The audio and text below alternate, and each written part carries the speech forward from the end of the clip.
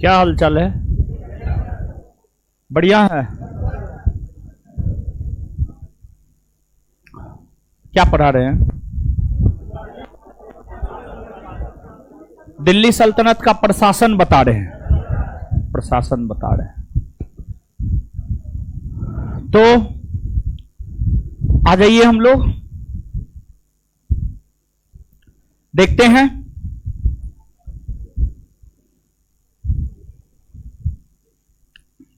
कुछ बताए थे कुछ दीजिए तो।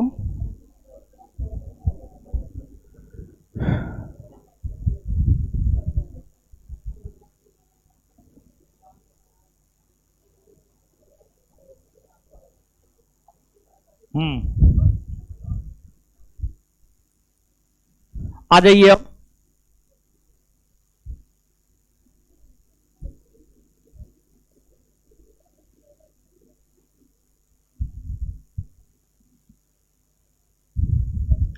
अरे ऊपर वाला में देखिए तो पूछिए तो साउंड सही ना है? मैसेज कर रहा है। हैं? सही है? सही है। ऐसे मैसेज क्या कर रहा है? हेलो,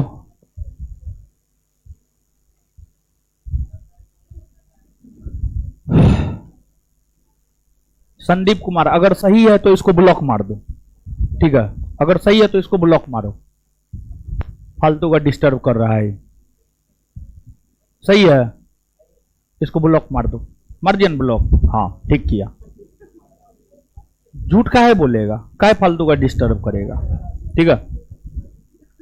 कुछ लोग बेवजह का डिस्टर्ब करने के लिए आता है, तू डिस्टर्ब करने के लिए आता है, तू अपना जाए हाथी चढ़ाए।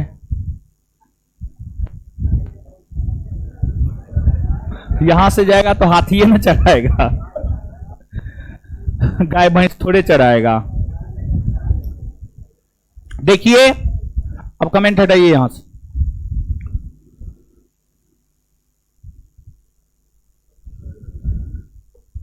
दिल्ली सल्तनत के अंतर्गत प्रशासन के शीर्ष पर सुल्तान हुआ करता था। दिल्ली सल्तनत के अंतर्गत प्रशासन के शीर्ष पर कौन हुआ करता था? सुल्तान।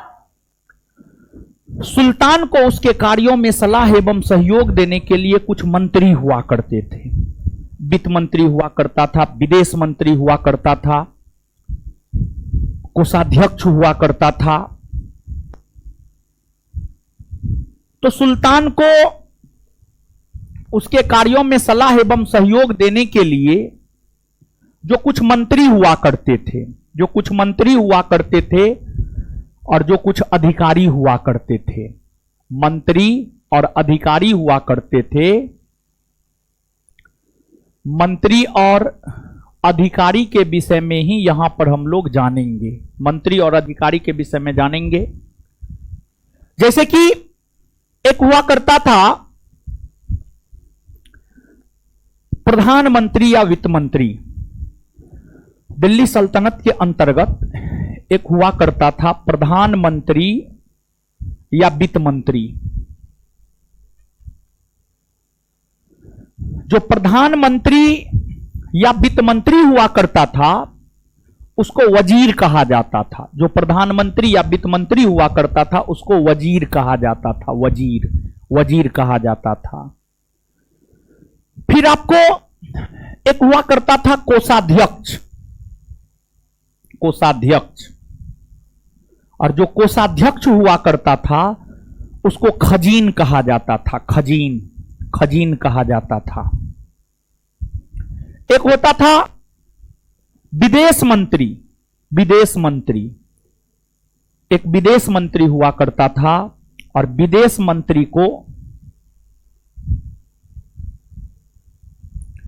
दीवान ए रसातल कहा जाता था। दीवान ए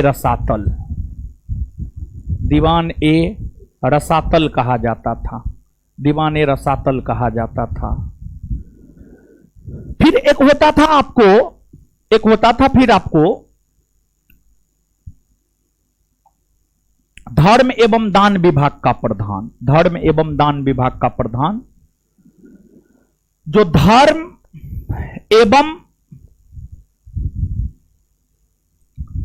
दान विभाग का प्रधान हुआ करता था उसे सद्र उस सद्र कहा जाता था, उसे सद्र उस सद्र कहा जाता था, सद्र उस सद्र कहा जाता था। फिर एक होता था आपको न्याय विभाग का प्रधान या न्याय मंत्री हुआ करता था या न्यायाधीश हुआ करता था।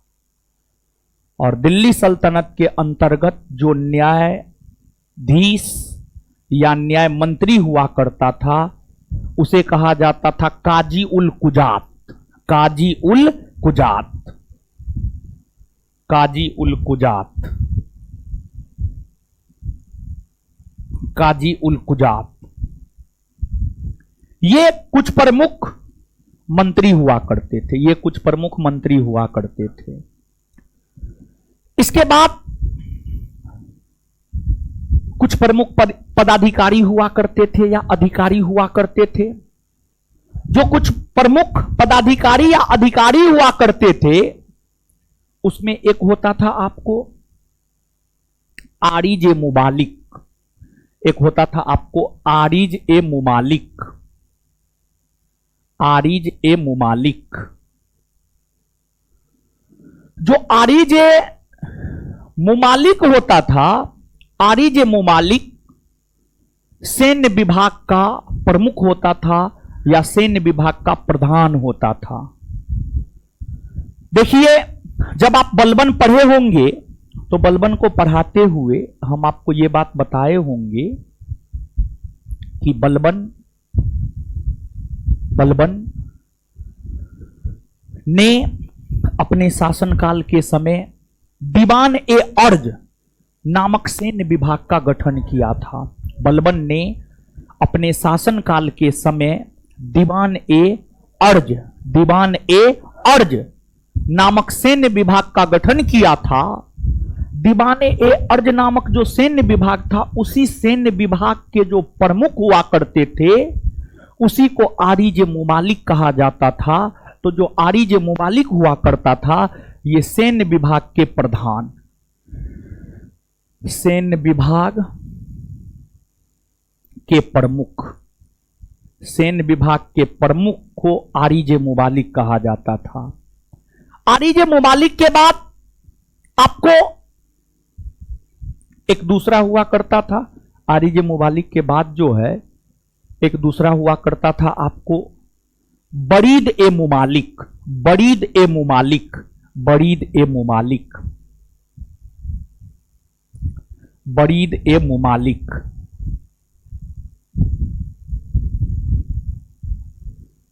बरीद ए मुमालिक। जैसे आज हमारे देश में गुप्तचर, गुप्तचर रॉ क्या है? गुप्तचर है। रॉ क्या है? गुप्तचर है। रॉ जैसी जो गुप्तचर संस्था आज हमारे देश में अस्तित्व में है उसी प्रकार से दिल्ली सल्तनत के अंतर्गत भी गुप्तचरों की उपस्थिति हुआ करती थी और जो गुप्तचर विभाग के प्रधान हुआ करते थे गुप्तचर विभाग के प्रधान को ही बरीद ए मुमालिक कहा जाता था। जो गुप्तचर विभाग या गुप्तचरी दिल्ली सल्तनत के अंतर्गत हुआ करती थी उस गुप्तचरी के अंतर्गत गुप्तचर विभाग के जो प्रधान हुआ करते थे गुप्तचर विभाग के प्रधान या प्रमुख को, गुप्तचर विभाग के प्रधान या प्रमुख को बरीद ए मुमालिक कहा जाता था, बरीद ए मुमालिक कहा जाता था। फिर एक होता था आपको अमीर ए आखूर, अमीर ए आखूर, अमीर ए आखूर, अमीर ए आखूर हुआ करता था। देखिए, अमीर ए आखूर दिल्ली सल्तनत के सैन्य व्यवस्था को आगे आप पढ़ेंगे तो आप यह जानेंगे कि दिल्ली सल्तनत के अंतर्गत जो सैन्य व्यवस्था हुआ करती थी उस सैन्य व्यवस्था में सेना कई प्रकार या कई वर्गों में विभाजित थी। पैदल सैनिक हुआ करता था, अश्व सेना हुआ करता था, गज सेना हुआ करता था। अश्व सेना मतलब घोड़ा वाला सैनिक, गज सेना मतलब हाथी वाला सैनिक, हाथी वाला सैनिक। तो दिल्ली सल्तनत के अंतर्गत जो अश्व सेना हुआ करता था, अश्व सेना विभाग से ही संबंधित था आपको अमीर आखूर, और घोड़ा अस्तबल में रहता था। तो मुख्य तौर पर अश्वशाला विभाग का जो प्रधान होता था, अश्वशाला विभाग का प्रधान, अश्वशाला विभाग के प्रधान को ही, अश्वशाला विभाग के प्रधान को, अश्वशाला विभाग के प्रधान को अमीर आखूर कहा जाता था। अश्वशाला विभाग के प्रधान को अमीर आखूर कहा जाता था।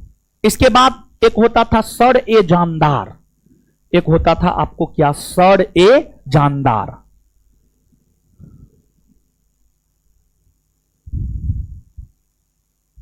सर ए जानदार दिल्ली सल्तनत के अंतर्गत जो सुल्तान होते थे, सुल्तान का जो शाही अंगरक्षक हुआ करता था, या सुल्तान का जो बॉडीगार्ड हुआ करता था, सुल्तान के बॉडीगार्ड या सुल्तान के शाही अंगरक्षक को ही सर ए जानदार कहा जाता था। सुल्तान के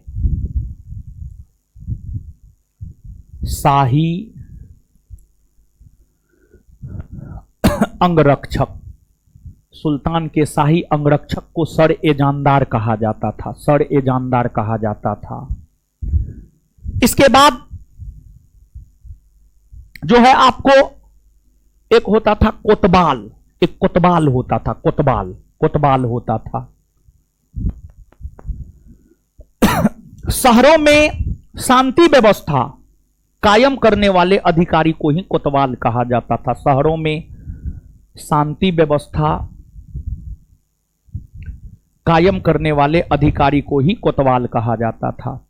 फिर एक होता था सहना ए पील, सहना ए पील गज सेना का जो प्रधान होता था या हाथी सेना का जो प्रधान होता था, उसी को सहना ए पील कहा जाता था। सहना ए पील,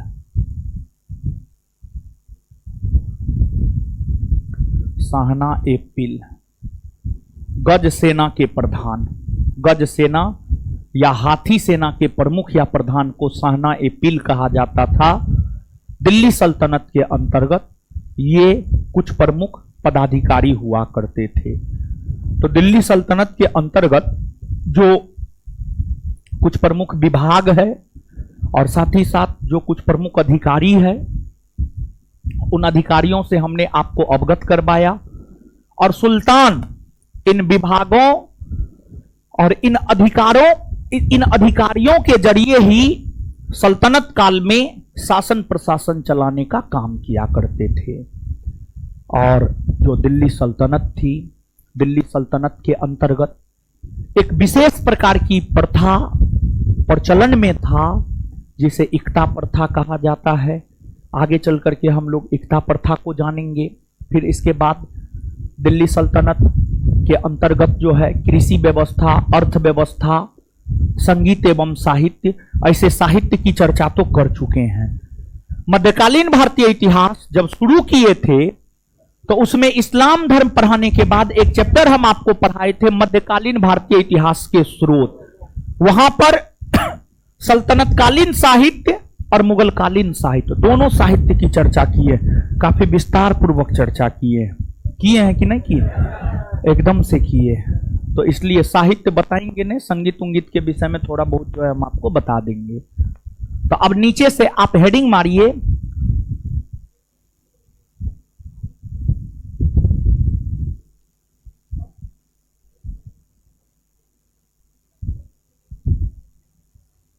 मंत्री और अधिकारी।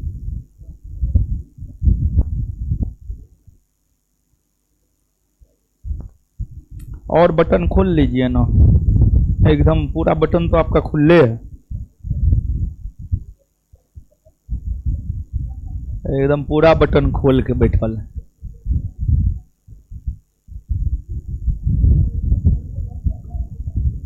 मंत्री और अधिकारी लिखिए 1 नंबर में, 1 number 2 number 3 number 4 number 5 number करके लिखिएगा। लिखिएगा 1 नंबर में प्रधानमंत्री या वित्त मंत्री डैश देकर वजीर, यानी दिल्ली सल्तनत के अंतर्गत प्रधानमंत्री या वित्त मंत्री को वजीर कहा जाता था। प्रधानमंत्री या वित्त मंत्री डैश देकर वजीर, डैश देकर वजीर, डैश देकर वजीर,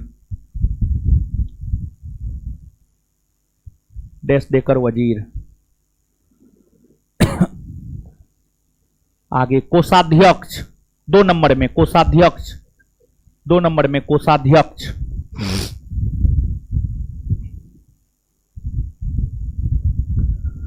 कोषाध्यक्ष, ठीक है, बोर्ड पर से पूरा हम हट जाते हैं।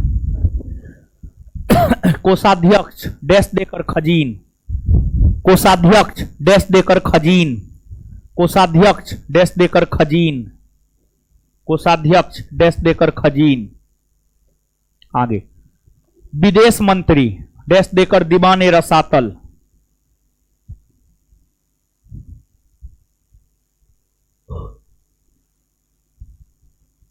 विदेश मंत्री डैश देकर दीवाने रसातल।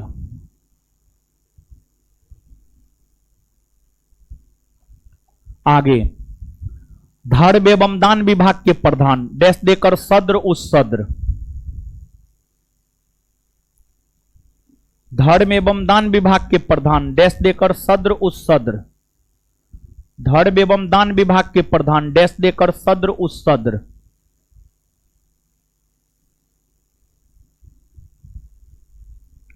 आगे न्यायाधीश डैश देकर काजी उल कुजात, न्यायाधीश डैश देकर काजी उल कुजात।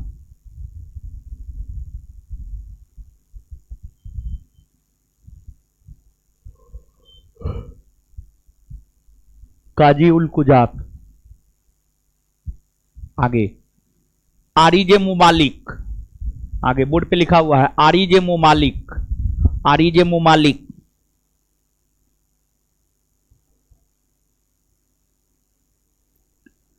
आरिजे मुमालिक डैश देकर सैन्य विभाग के प्रमुख, आरिजे मुमालिक डैश देकर सैन्य विभाग के प्रमुख, आरिजे मुमालिक डैश देकर सैन्य विभाग के प्रमुख,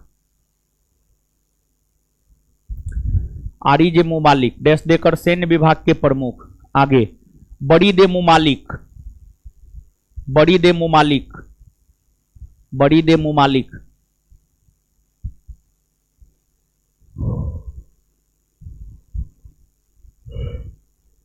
डैश देकर गुप्तचर विभाग के प्रमुख, गुप्तचर विभाग के प्रमुख, बड़ी दे मुमालिक डैश देकर गुप्तचर विभाग के प्रमुख।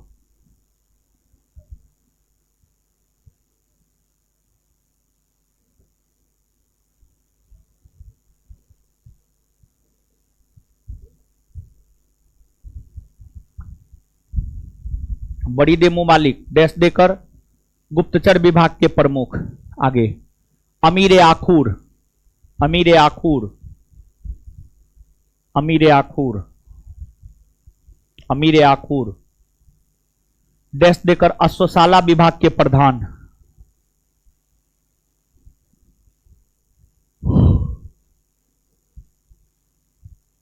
अमीर आखूर डैश देकर अश्वशाला विभाग के प्रधान, अमीर आखूर डैश देकर अश्वशाला विभाग के प्रधान, अश्वशाला विभाग के प्रधान। आगे सर ए जानदार,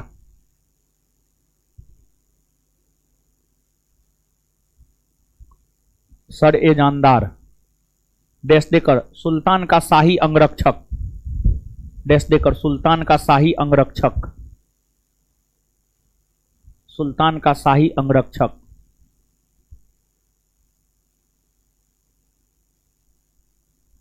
आगे कोतवाल, कोतवाल,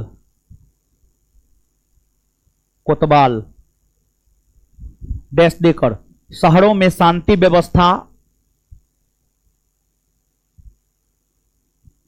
कायम करने वाला अधिकारी, शहरों में शांति व्यवस्था कायम करने वाला अधिकारी।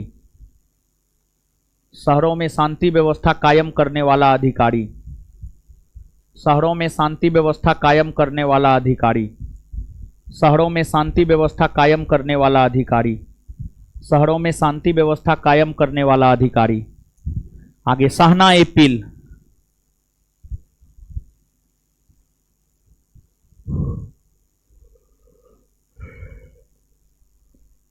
सहना ए पिल डैश देकर हाथियों की सेना का प्रमुख। हाथियों की सेना का प्रमुख, वही गध सेना या हाथी सेना बात बराबरे है। हाथियों के सेना का प्रमुख।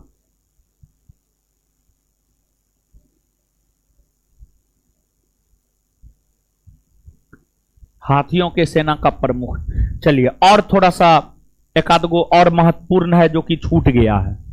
एगो है आपको मुहतसिब। मुहतसिब देखिए, मुहतसिब उस अधिकारी को कहा जाता था जो आम जनता के चरित्रों का निरीक्षण करता था। आम जनता के चरित्रों के निरीक्षण करने वाले अधिकारी को ही मुहतसिब कहा जाता था। मुहतसिब। इसके बाद एक होता था सहना ए मंडी। एक होता था सहना ए मंडी, बाजार की देखरेख करने वाले अधिकारी। बाजार में मूल्य नियंत्रण प्रणाली को दृढ़ता से लागू करने वाला अधिकारी। बाजार में व्यापारी आम जनता के साथ गलत ना करे, इसको लेकर के बाजार की देखरेख हेतु एक विभाग बनाया गया था जिसे सहना ए मंडी कहा जाता था। सहना ए मंडी कहा जाता था। तो नीचे से लिखिएगा मुहतसिब। मुहतसिब। मुहतसिब डैश देकर लोक आचरण अधिकारी को मुहतसिब कहा जाता था। लोक आचरण अधिकारी। लोक आचरण अधिकारी। लोक आचरण अधिकारी। लोक आचरण अधिकारी। मुहतसिब डैश देकर लोक आचरण अधिकारी। मुहतसिब डैश देकर लोक आचरण अधिकारी। मुहतसिब डैश देकर लोक आचरण अधिकारी। लोक आचरण अधिकारी। लोक आचरण अधिकारी। लोक आचरण अधिकारी। लोक आचरण अधिकारी। आगे सहना ए मंडी।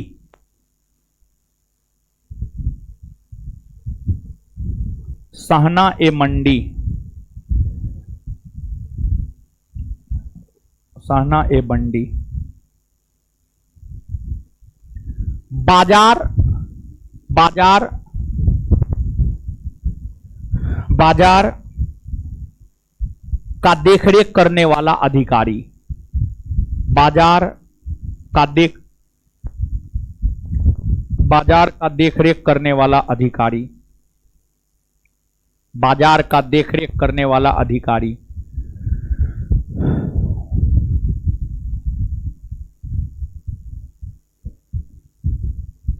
बाजार का देखरेख करने वाला अधिकारी। ठीक है, यही है। अब आगे हेडिंग मारिए इक्ता प्रथा। आगे हेडिंग मारिए इक्ता प्रथा। इक्ता प्रथा।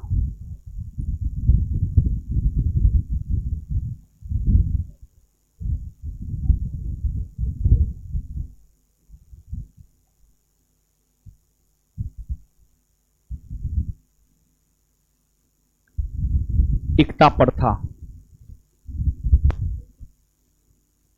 इक्ता प्रथा।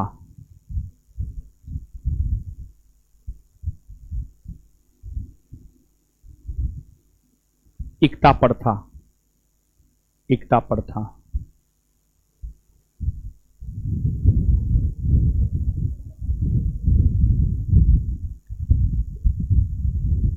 देखिए इक्ता, जो इक्ता है, इक्ता एक अरबी भाषा का शब्द है। अरबी भाषा का शब्द है इक्ता। और इक्ता का अर्थ होता है हस्तांतरणीय लगान अधिन्यास। इक्ता का अर्थ होता है हस्तांतरणीय लगान अधिन्यास, हस्तांतरणीय लगान अधिन्यास इक्ता का अर्थ होता है। इक्ता, इक्ता भूक्षेत्र को कहा जाता था, भूभाग को कहा जाता था। कोई बड़ा भूखंड है, उसी को इक्ता कहा जाता था, उसी को इक्ता कहा जाता था। इक्ता एक भूक्षेत्र हुआ करता था, एक भूभाग हुआ करता था। इक्ता एक भूभाग हुआ करता था और सल्तनत काल के अंतर्गत सुल्तान बड़े सैनिकों को, सल्तनत काल के अंतर्गत सुल्तान बड़े सैनिकों को प्रशासनिक रूप से शासन प्रशासन चलाने को लेकर, बेहतर शासन प्रशासन चलाने को लेकर सुल्तान बड़े सैनिकों को नगद वेतन के स्थान पर इक्ता दे दिया करता था, बड़ा भूभाग दे दिया करता था। जैसे मोहम्मद गौरी, मोहम्मद गौरी ने जब भारत को जीतकर भारत में इस्लामी सत्ता की स्थापना की, तो मोहम्मद गौरी ने अपना इख्तेदार कुतुबुद्दीन ऐबक को बनाया और कुतुबुद्दीन ऐबक को हासी का भूभाग, हासी एक क्षेत्र था, जैसे पटना एक क्षेत्र है, मोकामा एक क्षेत्र है, बेगूसराय एक क्षेत्र है, उसी प्रकार से हासी एक क्षेत्र हुआ करता था। मोहम्मद गौरी अपने गुलाम और सेनापति ऐबक को हासी का क्षेत्र इक्ता के तौर पर दे दिया, हासी का भूभाग इक्ता के तौर पर दे दिया। और मोहम्मद गौरी ने कुतुबुद्दीन ऐबक को कहा कि आप अपने अधीन कुछ सैनिक रखिए, उस सैनिक का भरण पोषण कीजिए और सैनिक का भरण पोषण करने के लिए जो आपको हम हासी का क्षेत्र दिए हैं, उस हासी के क्षेत्र से आप कर की वसूली कीजिए, कर की वसूली कीजिए और जो कर या राजस्व प्राप्त होता है, जो कर या राजस्व प्राप्त होता है, उस कर या राजस्व, उस कर या राजस्व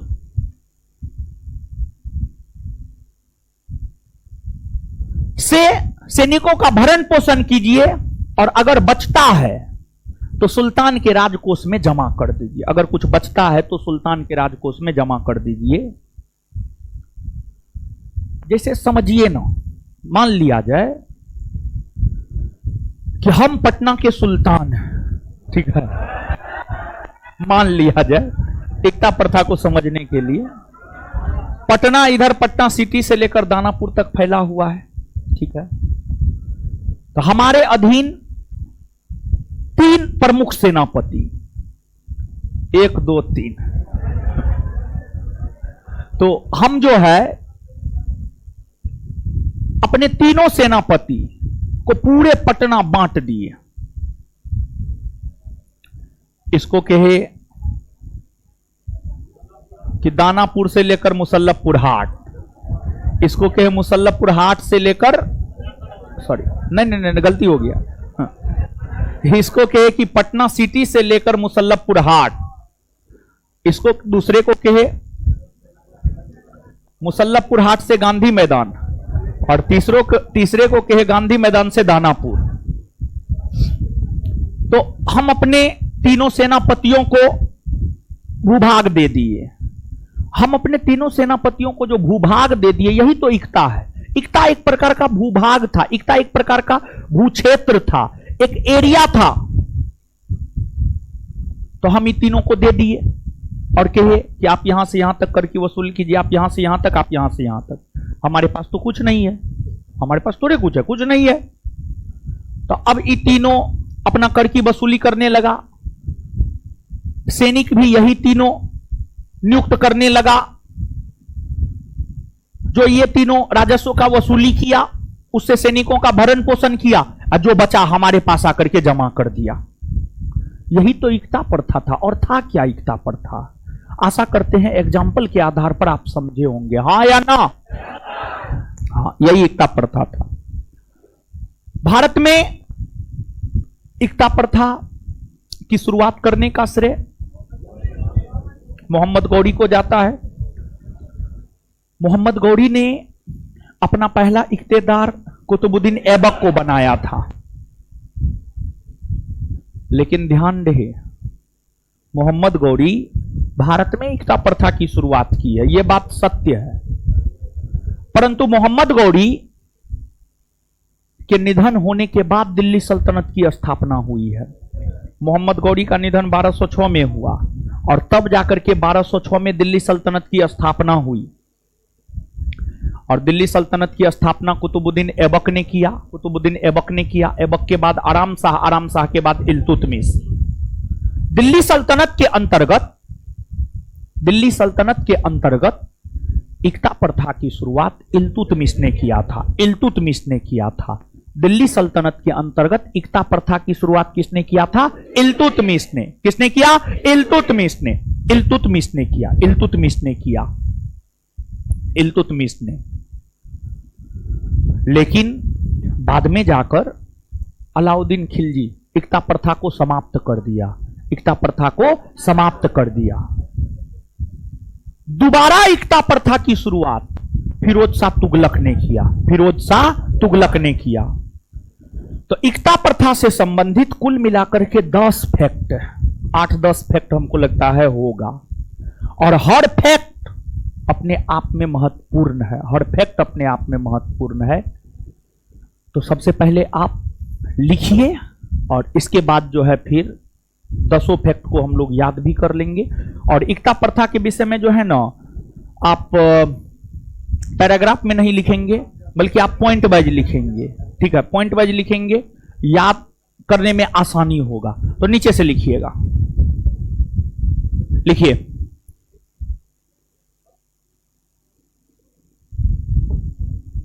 लिखिएगा।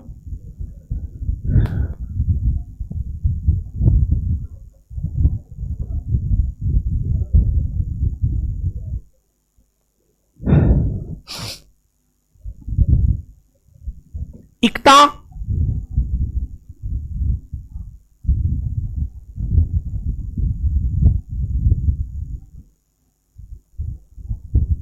एकता एक अरबी भाषा का शब्द है। एकता एक अरबी भाषा का शब्द है। इसका शाब्दिक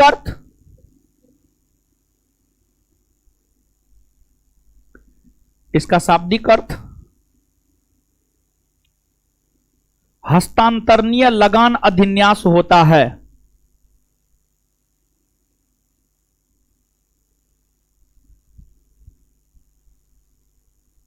एकता एक अरबी भाषा का शब्द है। इसका शाब्दिक अर्थ हस्तांतरणीय लगान अधिन्यास होता है।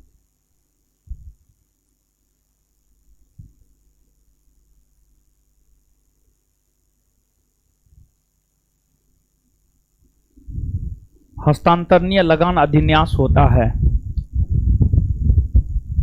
आगे लिखिएगा।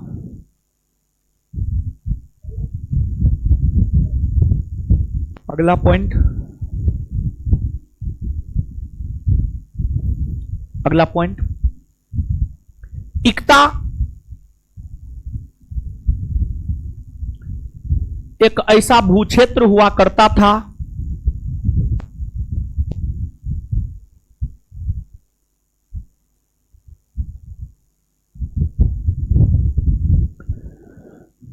एकता एक ऐसा भूक्षेत्र हुआ करता था। एकता एक ऐसा भूक्षेत्र हुआ करता था। एकता एक ऐसा भूक्षेत्र हुआ करता था जो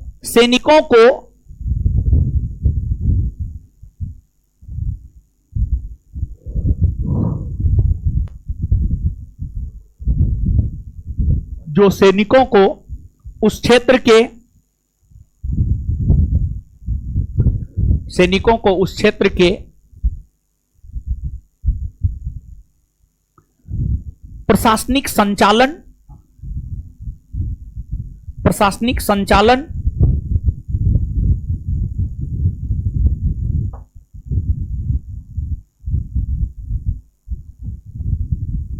हेतु दिया जाता था, प्रशासनिक संचालन हेतु दिया जाता था।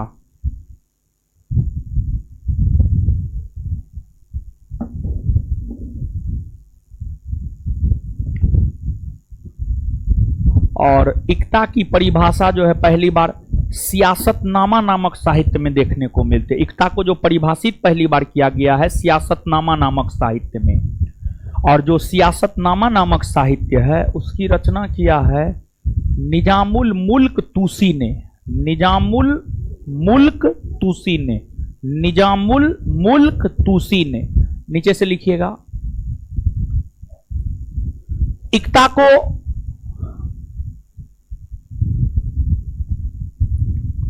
एकता को सर्वप्रथम परिभाषित, एकता को सर्वप्रथम परिभाषित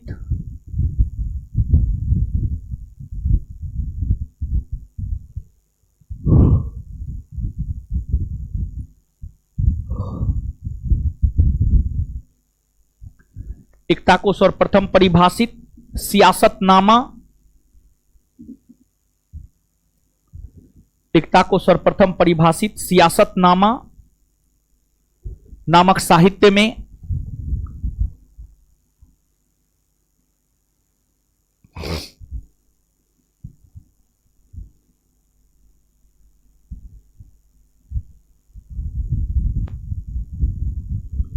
एकता को सर्वप्रथम परिभाषित सियासतनामा नामक साहित्य में, सियासतनामा नामक साहित्य में किया गया है।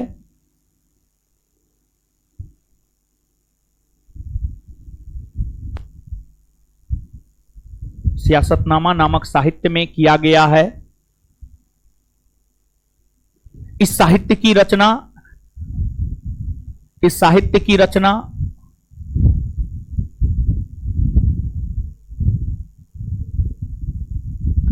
निजामुल मुल्क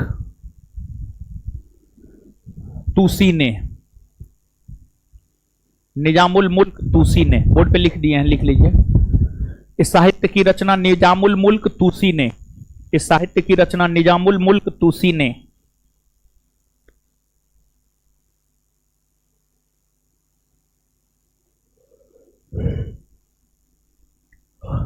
इस साहित्य की रचना निजामुल मुल्क तूसी ने किया है, निजामुल मुल्क तूसी ने किया है। Full stop. Next point,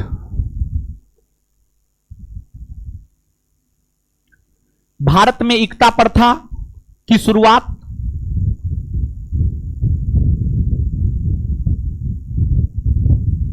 Bharat में एकता प्रथा की शुरुआत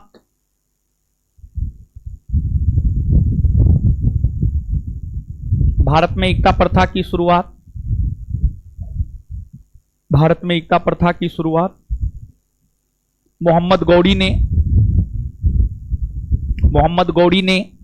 किया है। मोहम्मद गौरी ने किया है। हाथ जिसका कटा था ठीक हुआ जी? दिखाइए दिखाइए दिखाइए क्या हुआ? हाथ ऐसे दिखाइए, ठीक हो गया? दिक्कत हो गया? आपको हम कहां बोल रहे हैं? आपका भी हाथ कटा है महाराज, उतना जवान जहान है बताइए। अजीब हाल है। अभी धक्का मुक्की नहीं कीजिएगा तो कब बुढ़ारी में कीजिएगा? अजीब हाल है ये सब का।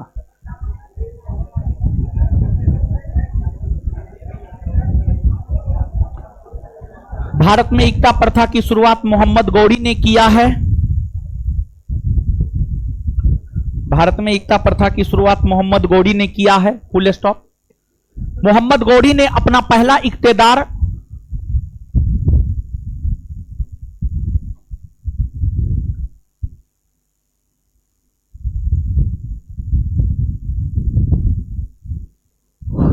मोहम्मद गौरी ने अपना पहला इख्तेदार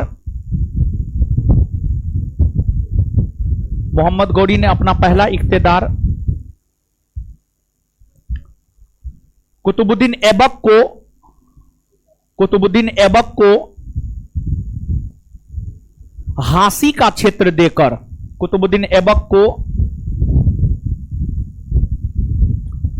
हासी का क्षेत्र देकर, कुतुबुद्दीन ऐबक को हासी का क्षेत्र देकर, कुतुबुद्दीन ऐबक को हासी का क्षेत्र देकर,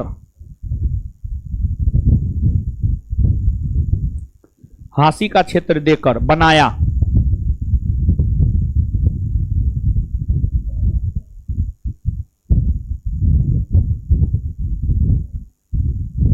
देकर बनाया, फुल स्टॉप।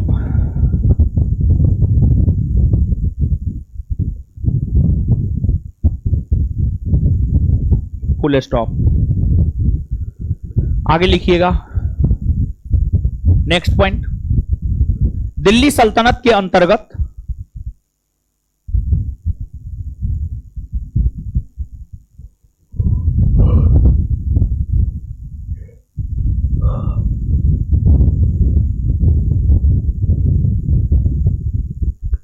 दिल्ली सल्तनत के अंतर्गत इक्ता प्रथा की शुरुआत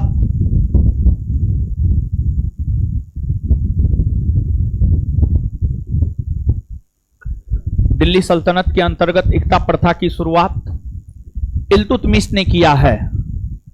दिल्ली सल्तनत के अंतर्गत इक्ता प्रथा की शुरुआत इल्तुतमिश ने किया है।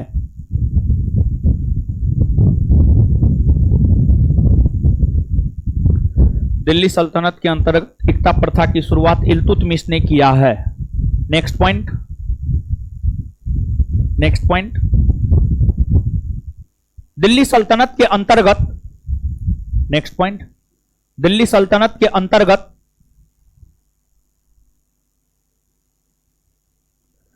दिल्ली सल्तनत के अंतर्गत इक्ता प्रथा का अंत, इक्ता प्रथा का अंत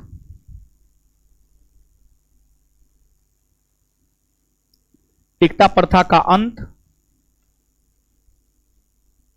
अलाउद्दीन खिलजी ने किया है। अलाउद्दीन खिलजी ने किया है।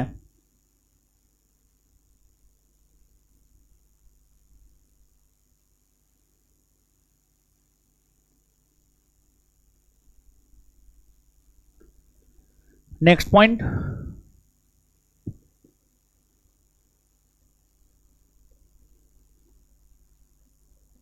Next point. दिल्ली सल्तनत में दोबारा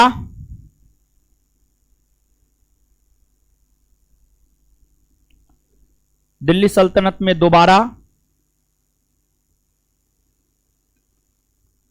दिल्ली सल्तनत में दोबारा दिल्ली सल्तनत में दोबारा इक्ता प्रथा, दिल्ली सल्तनत में दोबारा इक्ता प्रथा की शुरुआत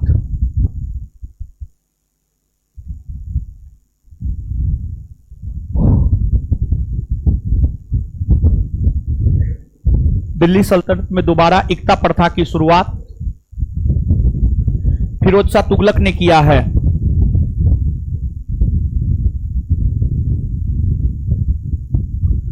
फिरोज शाह तुगलक ने किया है। दिल्ली सल्तनत में दोबारा इक्ता प्रथा की शुरुआत फिरोज शाह तुगलक ने किया है। Full stop. अब देखिए, जैसे आप हैं तो आपके 2 नाम या 3 नाम होते हैं, समझ गए। वैसे ही जो इक्ता है, इक्ता को विलायत भी कहा जाता है। विलायत, इक्ता के पर्याय के रूप में विलायत शब्द आया है। कहीं पर अगर आपको विलायत शब्द मिले मध्यकालीन भारतीय इतिहास में तो उसका मतलब समझना है इक्ता प्रथा। कहीं पर अगर आपको विलायत प्रथा भी मिले तो उसका मतलब समझना है इक्ता प्रथा, इक्ता प्रथा। और जो बड़े इख्तेदार हुआ करते थे, बड़े इख्तेदार को मुक्ता, वली या मलिक, बड़े इख्तेदार को मुक्ता, वली या मुक्ता, वली या मलिक कहा जाता था। तो नीचे से लिखिएगा,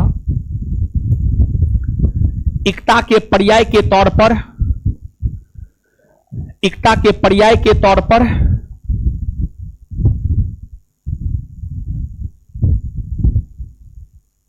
विलायत शब्द, विलायत शब्द को इन्वर्टेड कोमा में बंद कर लीजिएगा। एकता के पर्याय के तौर पर विलायत शब्द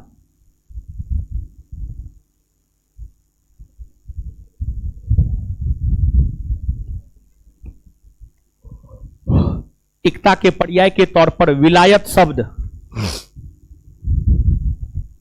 का प्रयोग किया गया है। एकता के पर्याय के तौर पर विलायत शब्द का प्रयोग किया गया है। विलायत शब्द का प्रयोग किया गया है। नेक्स्ट आगे लिखिएगा।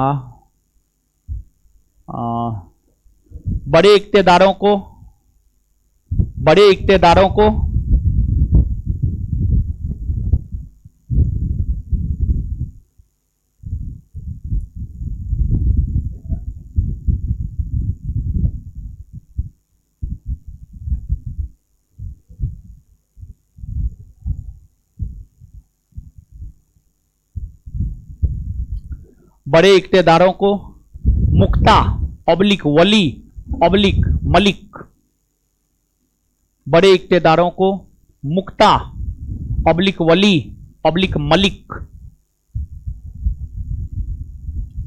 मुक्ता ऑब्लिक वली ऑब्लिक मलिक कहा जाता था।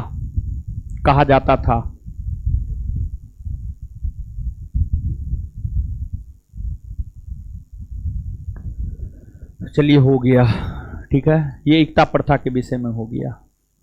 अब आगे आप हेडिंग मारिएगा सैन्य व्यवस्था। सैन्य व्यवस्था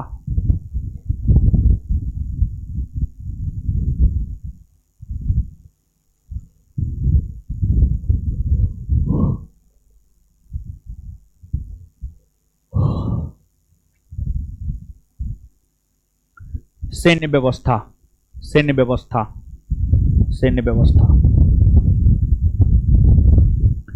अब समझिए, आप सैन्य व्यवस्था को समझिए। सैन्य व्यवस्था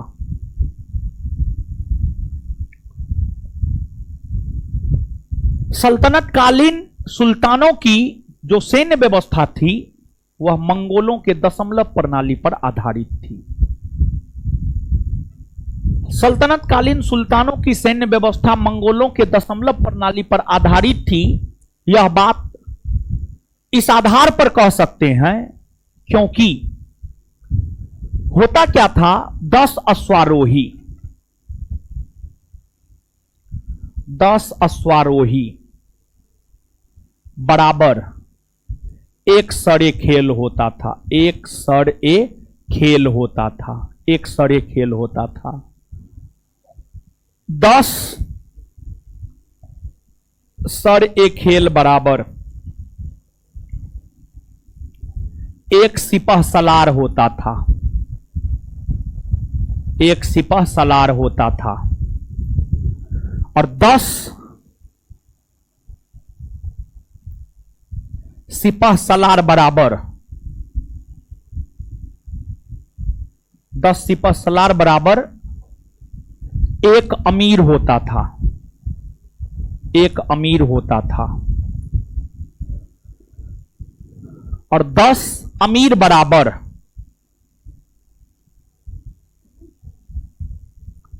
10 अमीर बराबर एक मलिक होता था। एक मलिक होता था। देखिए, दिल्ली सल्तनत के अंतर्गत जो अमीर शब्द का प्रयोग किया जाता है, अमीर शब्द का प्रयोग किया जाता है 10 सिपह सलार। देखिए गौर कीजिएगा यहां पर 10 अश्वारोही। 10 अश्वारोही मतलब 10 घोड़ा वाला सैनिक। 10 घोड़ा वाला सैनिक। 10 अश्वारोही बराबर एक सड़े खेल और 10 सड़े खेल बराबर एक सिपह सलार।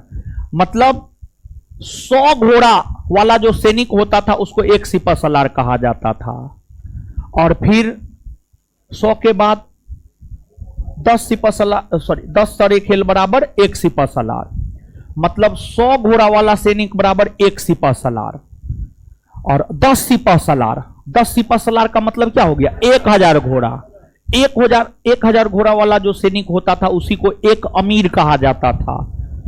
तो दिल्ली सल्तनत के अंतर्गत जो अमीर होता था वो अंबानी अडानी जैसे अमीरों के लिए अमीर शब्द का प्रयोग नहीं किया जाता था, बल्कि दिल्ली सल्तनत के अंतर्गत प्रशासनिक विभाग में जो 1000 घोड़ा वाला सैनिक होता था या जो बड़े अधिकारी होते थे, उसी को अमीर कहा जाता था, उसी को अमीर कहा जाता था। और अगर बात अमीरों की करें, अमीरों का बड़ी महत्व था। अमीरों का आवाज सबसे ज्यादा बुलंद लोधी वंश के समय हुआ था। लोधी वंश के समय अमीरों का आवाज सबसे ज्यादा बुलंद देखने को मिला है। वही बलबन और अलाउद्दीन खिलजी ने अमीरों के आवाज को दबाने का काम किया। तो आपसे यह बात पूछा गया है, यह पूछा हुआ क्वेश्चन है, किस वंश के शासनकाल के समय अमीरों की स्थिति काफी बेहतर थी? तो लोधी वंश के समय। और यह भी प्रश्न आपसे पूछा गया है, किन सुल्तानों के समय अमीरों की स्थिति दयनीय हो गई है या अमीरों के आवाज को दबाया गया है? तो बलबन और अलाउद्दीन खिलजी, बलबन और अलाउद्दीन खिलजी। तो आप देख पा रहे हैं कि 10 अश्वारोही बराबर 1 सरे खेल, 10 सरे खेल बराबर 1 सिपह सलार, 10 सिपह सलार बराबर 1 अमीर, 10 अमीर बराबर 1 मलिक। यही तो है दशमलव प्रणाली। यही कारण है कि यह कहा जाता है कि जो सल्तनतकालीन सुल्तानों की सैन्य व्यवस्था थी, वह सैन्य व्यवस्था जो है आपको मंगोलों के दशमलव प्रणाली पर आधारित थी। और इससे आगे भी है, इससे आगे है 10 मलिक बराबर 1 खान होता था। 10 मलिक बराबर 1 खान होता था। और दिल्ली सल्तनत के अंतर्गत जो सैन्य व्यवस्था थी, सैन्य व्यवस्था के अंतर्गत जो सर्वोच्च सेनापति होते थे, दिल्ली सल्तनत के अंतर्गत जो सैन्य व्यवस्था थी, सैन्य व्यवस्था के अंतर्गत जो सर्वोच्च सेनापति होता था, उस सर्वोच्च सेनापति को खान कहा जाता था। और अगर बात की जाए दिल्ली सल्तनत के सैन्य व्यवस्था की, तो दिल्ली सल्तनत के अंतर्गत सैन्य व्यवस्था की शुरुआत इल्तुतमिश के समय हुआ। फिर बलबन के समय सैन्य विभाग का गठन हुआ और अलाउद्दीन खिलजी ने सेना को अस्थायी रूप प्रदान किया और सैनिकों को नगद वेतन देना शुरू किया। और सुल्तानों की, दिल्ली सल्तनत के सुल्तानों की जो अस्थायी सेना हुआ करती थी, अस्थायी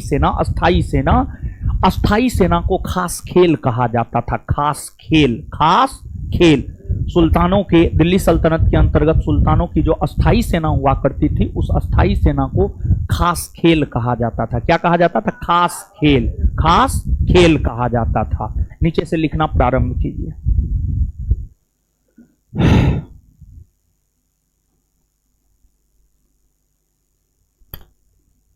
लिखिएगा।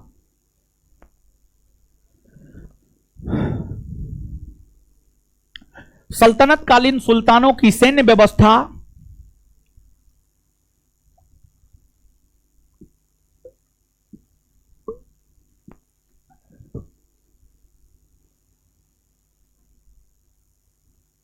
सल्तनतकालीन सुल्तानों की सैन्य व्यवस्था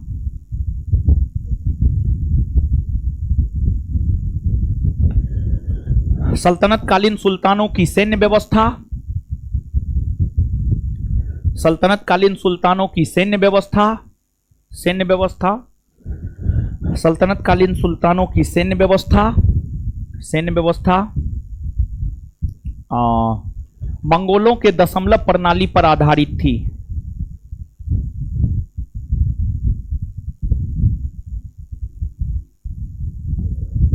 मंगोलों के दशमलव प्रणाली पर आधारित थी। अब नीचे से सबसे पहले बोर्ड पर जो लिख करके हम आपको बताए, पहले इस बात को लिखिए फिर आगे लिखाएंगे। लिखिएगा, जैसे बोर्ड पे लिखा हुआ है वैसे ही लिखिए। 10 अश्वारोही बराबर 1 सरे खेल।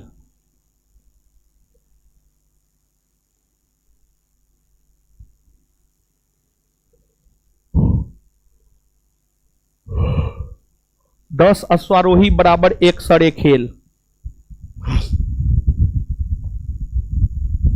10 अश्वारोही बराबर 1 सरेखेल। 10 सरेखेल बराबर 1 सिपा सलार। 10 सरेखेल बराबर 1 सिपा सलार।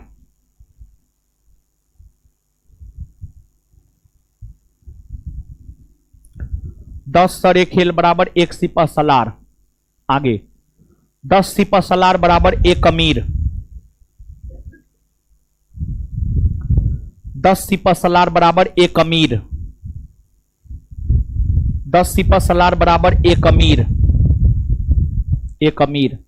आगे 10 अमीर बराबर 1 मलिक। आगे 10 अमीर बराबर 1 मलिक।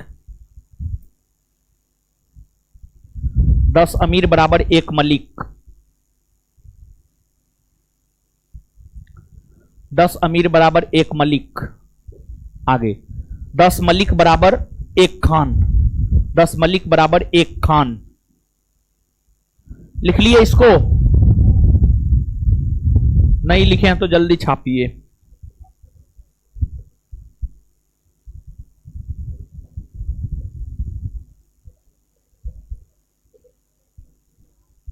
छाप लिए? अब आगे से लिखिएगा।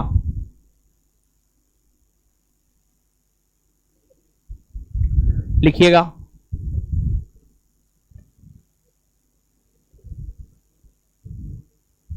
दिल्ली सल्तनत के अंतर्गत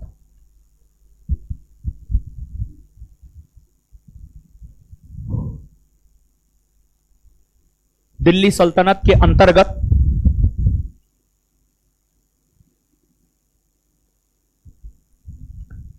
सैन्य विभाग की शुरुआत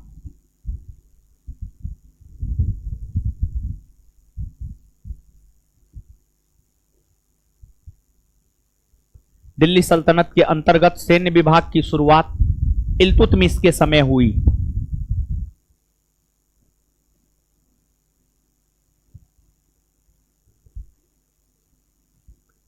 दिल्ली सल्तनत के अंतर्गत सैन्य विभाग की शुरुआत इल्तुतमिश के समय हुई। इल्तुतमिश के समय हुई। नेक्स्ट पॉइंट,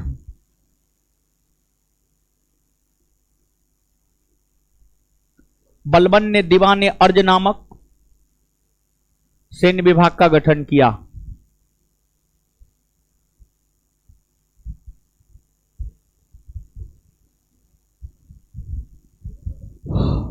बलबन ने दीवान अर्ज नामक सैन्य विभाग का गठन किया।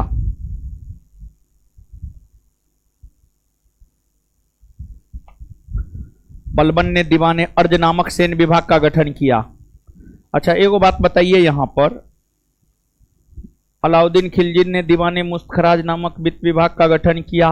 मोहम्मद बिन तुगलक ने दीवान कोही नामक कृषि विभाग का गठन किया। फिरोज शाह तुगलक ने दारुल सफा नामक अस्पताल का निर्माण किया। फिरोज शाह तुगलक ने दीवान बंदगान नामक दास विभाग का गठन किया। फिरोज शाह तुगलक ने दीवान खैरात नामक दान विभाग का गठन किया। फिरोज शाह तुगलक ने दीवान इश्तिहाक नामक पेंशन विभाग का गठन किया। ये सब बात लिखाया गया है या नहीं? लिखा दिया गया है ना, तो लिखाने का जरूरत नहीं ना है। हाँ, तो लिखाएंगे भी नहीं। अगला पॉइंट, अलाउद्दीन खिलजी ने, अगला पॉइंट, अगला पॉइंट,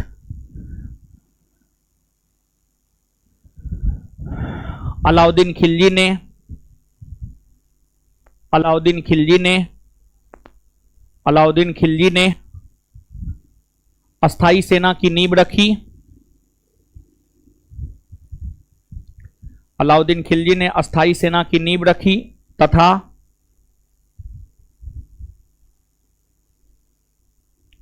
अलाउद्दीन खिलजी ने अस्थाई सेना की नींव रखी तथा सैनिकों को नगद वेतन देना शुरू किया।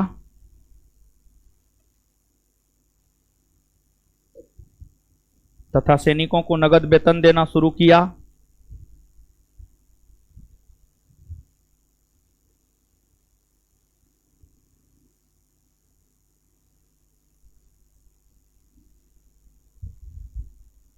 सैनिकों को नगद वेतन देना शुरू किया। सैनिकों को नगद वेतन देना शुरू किया। आगे लिखिएगा।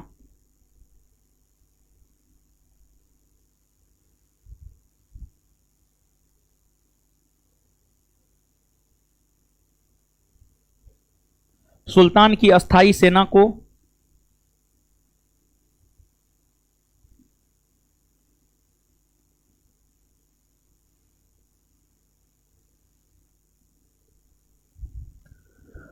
सुल्तान की अस्थाई सेना को सुल्तान की अस्थाई सेना को खास खेल लिख देते हैं।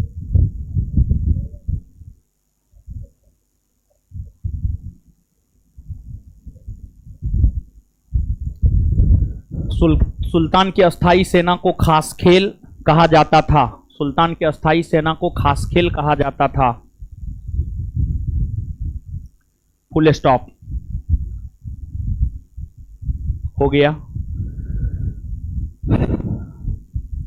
हाँ, एक दो पॉइंट और लिखिए। बलबन और अलाउद्दीन खिलजी के समय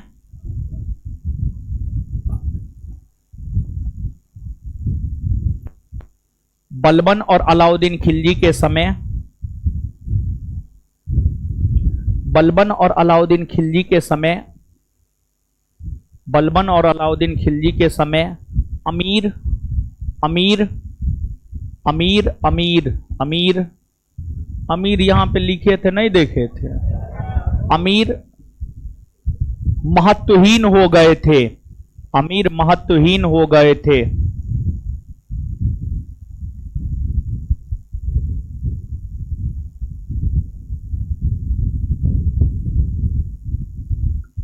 फुल स्टॉप। Next point. अमीरों का महत्व चरमोत्कर्ष पर अमीरों का महत्व चरमोत्कर्ष पर अमीरों का महत्व चरमोत्कर्ष पर लोधी वंश के समय देखने को मिलता है। अमीरों का महत्व चरमोत्कर्ष पर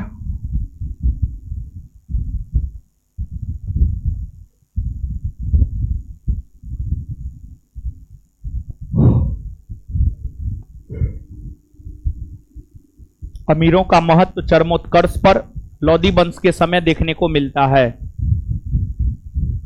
लोधी वंश के समय देखने को मिलता है। लोधी वंश के समय देखने को मिलता है। Full stop. चलिए,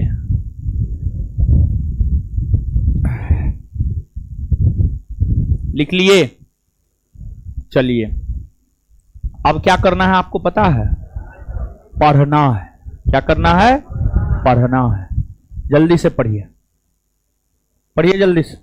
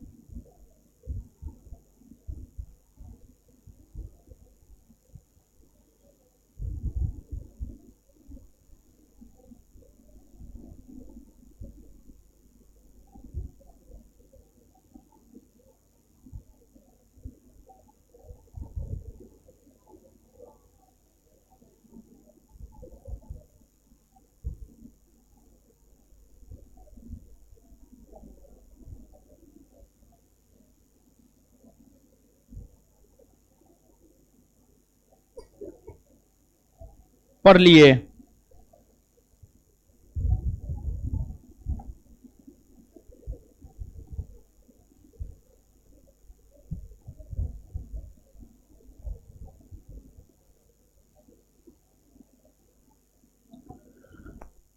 पढ़ लिए जी।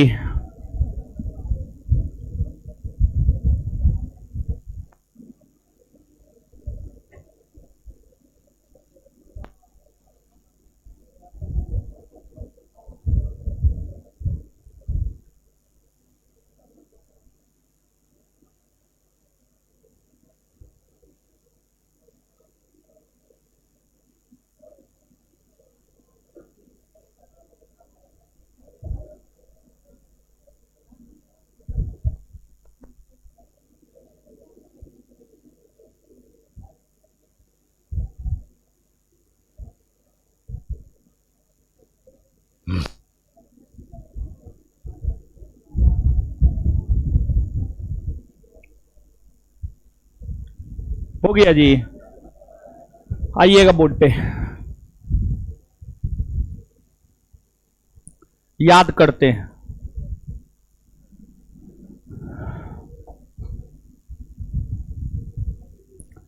दिल्ली सल्तनत के अंतर्गत प्रधानमंत्री या वित्त मंत्री को क्या कहा?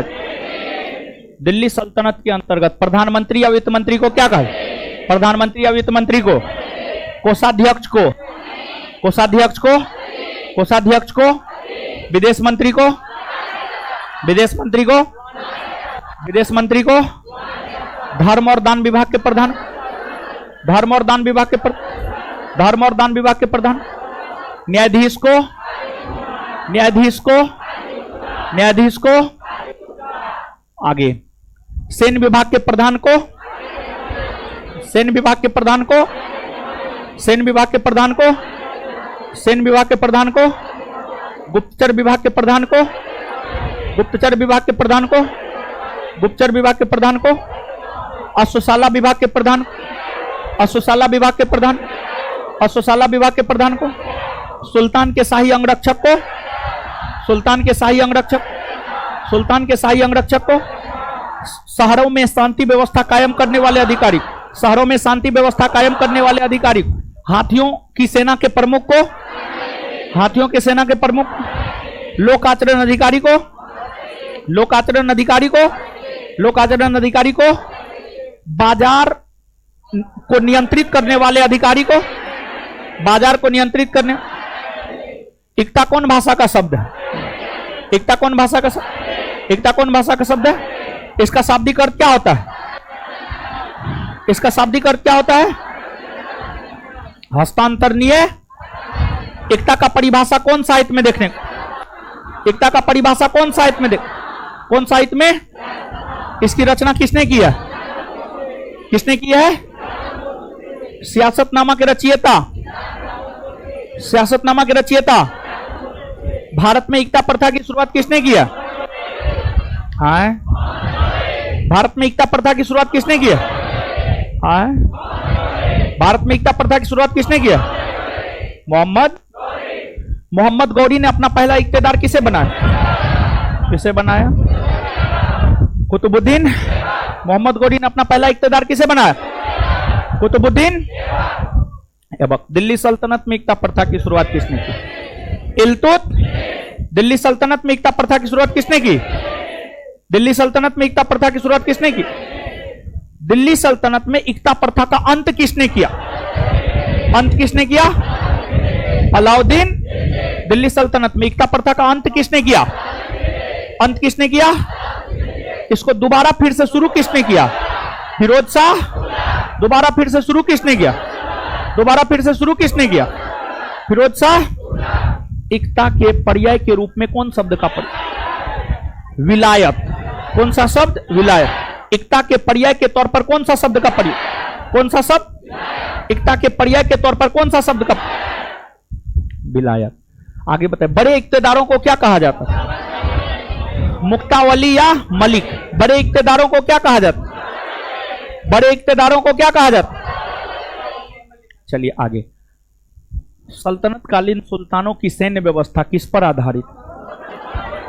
मंगोलों के दशमलव प्रणाली। मंगोलों के सल्तनत कालीन सुल्तानों की सैन्य व्यवस्था किस पर आधारित थी?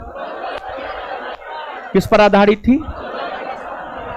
10 अश्वारोही बराबर 10 अश्वारोही बराबर 10 सरेखेल बराबर 10 सरेखेल बराबर 10 सिपा सलार बराबर 10 सिपा सलार बराबर 10 अमीर बराबर 10 अमीर बराबर 10 मलिक बराबर 10 मलिक बराबर।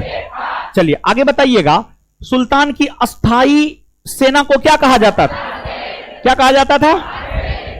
दिल्ली सल्तनत में सैन्य व्यवस्था की शुरुआत किसके समय हुई? किसके समय? दिल्ली सल्तनत में सैन्य व्यवस्था की शुरुआत किसके समय हुई? इल्तुतमिश के समय हुई। आगे बताइएगा कि सैन्य विभाग, दीवान अर्ज नामक सैन्य विभाग का गठन किसने किया? दीवान अर्ज नामक सैन्य विभाग का गठन किसने किया? अस्थाई सेना की नींव किसने रखी? अलाउद्दीन। अस्थाई सेना की नींव किसने रखी? अस्थाई सेना की नींव किसने रखी? अलाउद्दीन खिलजी ने रखी। इसके बाद आगे बता, सैनिकों को नगद वेतन देना शुरू किसने शुरू किया? अलाउद्दीन खिलजी। इसके बाद सैन्य पदों को वंशानुगत फिरोज शाह तुगलक बनाया था। ये बात लिखा है ना, वहां पे लिखा है ना। सैन्य पदों को वंशानुगत कौन बनाया था जी? फिरोज शाह तुगलक। और अमीरों का महत्वहीन किसके समय हो गया था? अमीर महत्वहीन किसके समय हो गए? बलबन और अलाउद्दीन अमीर महत्वहीन किसके समय हो गए? और अमीरों का महत्व चरमोत्कर्ष पर किस वंश के शासनकाल में देखने? कौन वंश? कौन वंश? क्लियर है ये बात? इतना याद हो गया ना? चलिए इससे आगे जो है हम लोग अगले क्लास में देखेंगे, ठीक है? और है बैठिए ना, ये करता है कैसे कैसे ये बंदर सब। चलिए